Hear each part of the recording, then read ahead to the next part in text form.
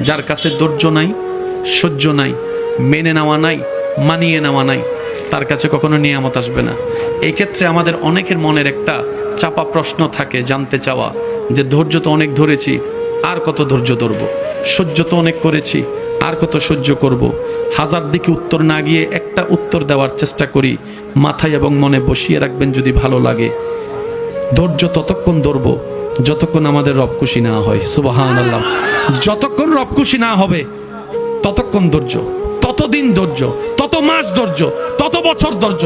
কারণ আল্লাহ তাআলা জানেন কখন নিয়ামত দিলে আমাদের জন্য ভালো হবে, এটা আল্লাহই ভালো জানে। ওই হুকুম আসা পর্যন্ত অপেক্ষা করতে হবে, এটার নামই ধৈর্য। কোনো হা হুতাশ করা যাবে, আফসোস করা যাবে? আল্লাহ দিল আলহামদুলিল্লাহ, না দিল আলহামদুলিল্লাহ। সুখ আপনাকে খুঁজতে হবে না, দেখবেন সুখ আপনার ঘরে নিজে থেকে চলে আসবে। বলেন সুবহান।